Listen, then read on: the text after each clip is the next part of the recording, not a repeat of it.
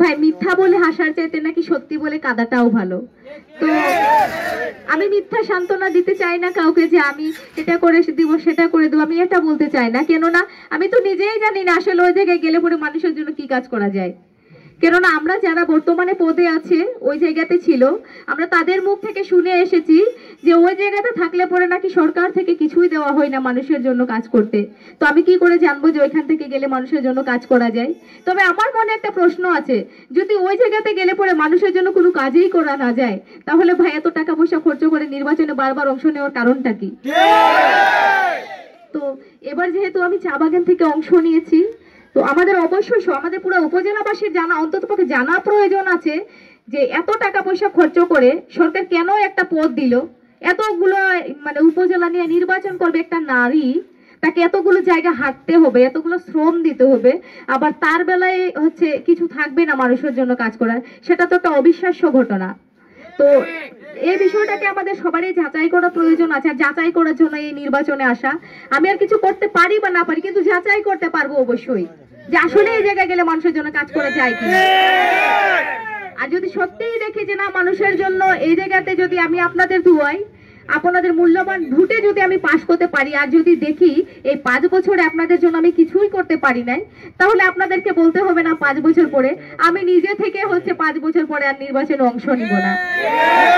কেননা যে জায়গাতে গেলে পরে মানুষের জন্য কিছু করতেই পারবেন না আপনি, যে জায়গাতে গেলে পরে আমি মানুষের পাশেই দাঁড়াতে পারবো না, ওরকম পদ পদবি আমার চাই না বলে মানে কাজ করতে গেলে নাকি পদবীরও প্রয়োজন হয় না, ইচ্ছা শক্তি আর মন মানসিকতা থাকাটা খুবই প্রয়োজন।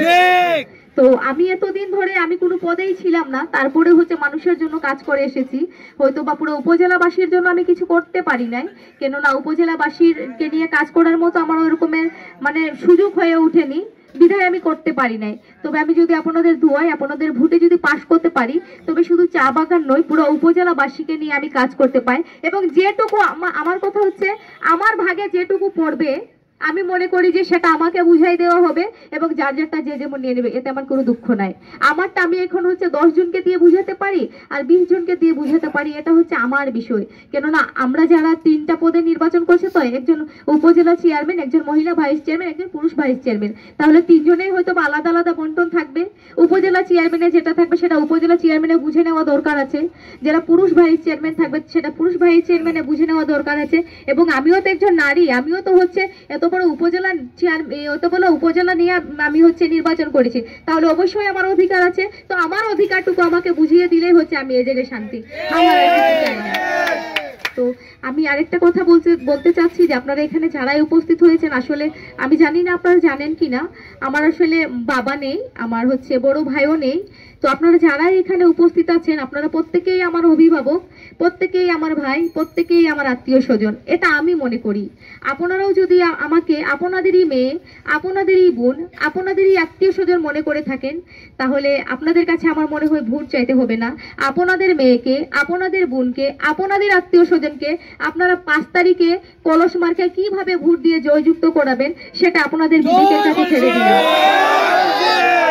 সবশেষে আবারও অসংখ্য ধন্যবাদ জানাচ্ছি আপনাদের এই মূল্যবান সময়টুকু এই চা বাগানের 170 টাকা মজুরি একজন চা শ্রমিক নারীকে দিয়েছেন, এবং অনেক ধৈর্য সহকারে আমার কথাগুলো শুনছেন, সেজন্য আমি আবার প্রত্যেকটা চা বাগানের পক্ষ থেকে আপনাদেরকে আবারও অসংখ্য ধন্যবাদ জানাই।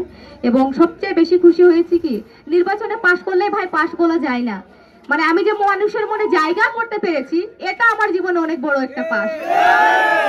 আমি পাশ করবো কিনা আমি সেটা জানি না, তবে আপনাদের ভালোবাসার কাছে আমি জিতে গেছি, আমি পাশ করে নিয়েছি, আমি সেটা বলতে পারবো। আপনারা এটাতে আমার কথাতে একমত তো? তো বাকি রেজাল্টের অপেক্ষায় রইলাম 5 তারিখে। আমার আশা নয়, আমার দীর্ঘ মনের বিশ্বাস যে আপনাদের মেয়েকে, আপনাদের বোনকে, আপনাদের এই আত্মীয় স্বজনকে আপনারা ফেলে দিবেন না, আপনারা 5 তারিখে জয়ের মারা পরিয়ে ছাড়বেন। ধন্যবাদ জানাচ্ছি সবাইকে এবং আসসালামু আলাইকুম। আমার কথায় যদি কোনো ধরনের ভুল ত্রুটি হয়ে থাকে, আপনাদের মেয়ে, আপনাদের বোন, আপনাদের এই আত্মীয় স্বজন ভেবে আমাকে ক্ষমা সুন্দর দৃষ্টিতে দেখবেন। ধন্যবাদ সবাইকে।